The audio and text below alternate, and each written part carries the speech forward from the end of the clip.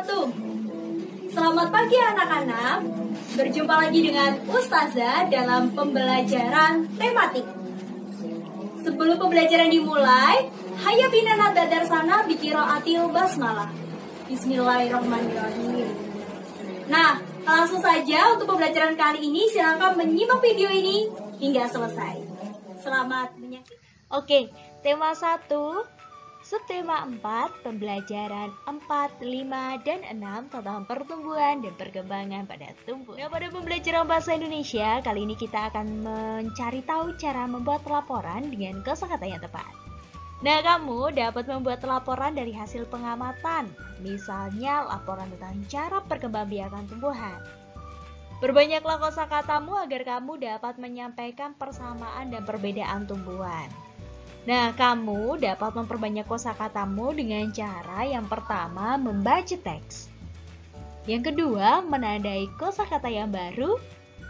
Yang ketiga, mencari artinya. Dan yang keempat adalah mencoba menggunakan kosakata tersebut baik secara tulisan maupun lisan. Nah, masih dalam pembelajaran bahasa Indonesia, kali ini kita akan mencari tahu cara membuat teks percakapan menggunakan kosakata yang tepat. Nah, bacalah teks percakapan berikut ini dengan cermat ya. Selanjutnya kerjakan soal-soal di bawahnya. Akan Ustazah bacakan. Tumbuhan yang berkembang biak dengan spora. Ayah, apa yang dimaksud dengan tumbuhan berkembang biak dengan cara spora? Tumbuhan berkembang biak dengan berbagai cara. Salah satunya adalah spora. Contoh tumbuhan yang berkembang biak dengan spora adalah tumbuhan paku. Apa kamu pernah melihat tumbuhan paku, anakku? Pernah. Kemarin aku melihat ada tumbuhan paku di dekat pohon belakang rumah ya. Tumbuhan yang berkembang biak dengan spora biasanya hidup atau tumbuh di tempat yang lembab. Selain tumbuhan paku, ayo apalagi tumbuhan yang berkembang biak dengan spora? Tumbuhan yang hidup di tempat yang lembab ya. Apa tumbuhan lumut juga berkembang biak dengan spora?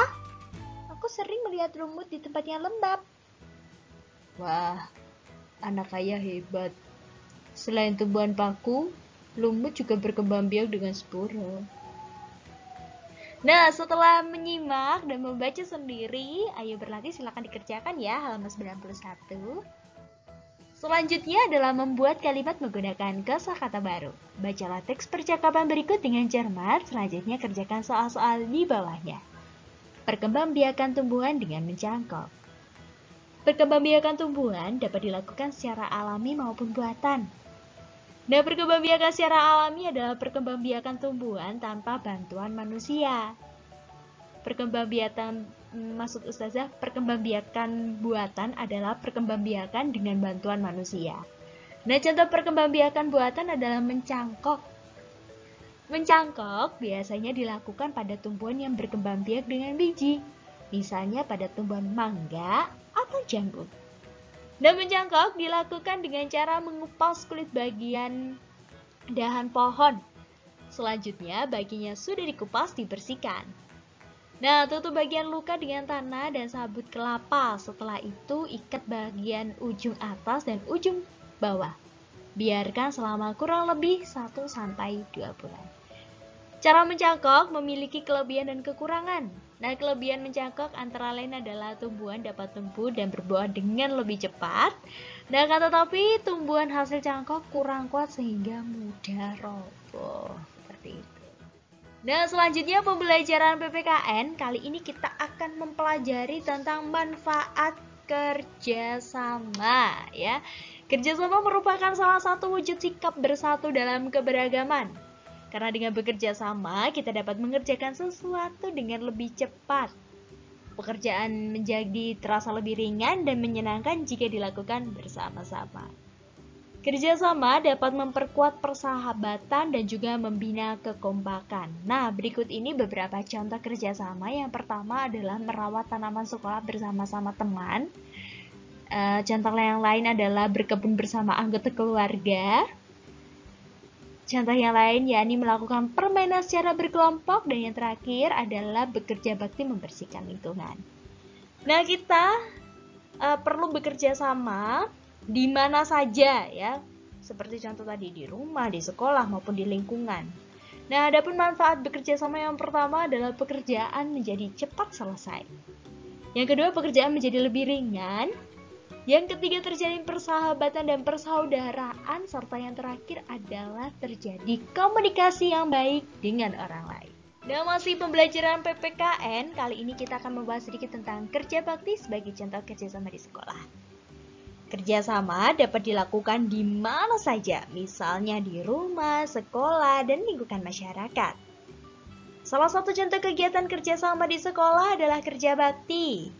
Karena ketika melakukan kerja bakti, kita dituntut untuk bekerja sama. Setiap peserta kerja bakti menyiapkan peralatan dan melakukan tugasnya sendiri-sendiri. Dan dengan bekerja sama, pekerjaan akan terasa lebih ringan dan lebih cepat selesai. Selain itu, akan terwujud rasa persaudaraan yang kuat antar siswa. Nah, selanjutnya adalah kerjasama di lingkungan rumah, ya. Kerjasama di rumah sebaiknya dilakukan oleh semua anggota keluarga. Ketika membantu orang tuamu di rumah, berarti kamu telah melakukan kerjasama di lingkungan rumah.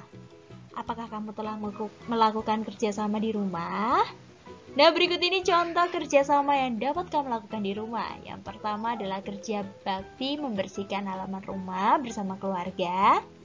Contoh yang lain adalah merapikan mainan bersama adik. Dan contoh lainnya adalah menyiapkan makan malam bersama ibu.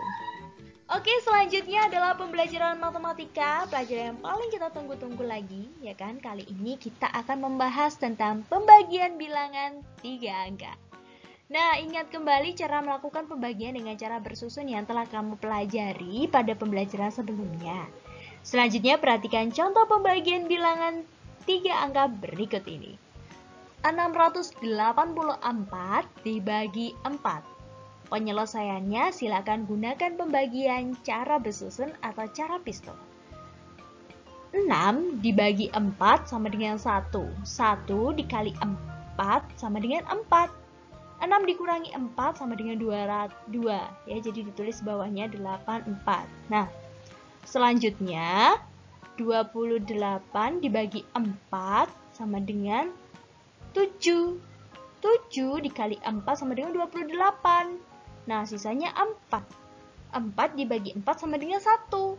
1 dikali 4 sama dengan 4. 4 dikurangi 4 sama dengan 6.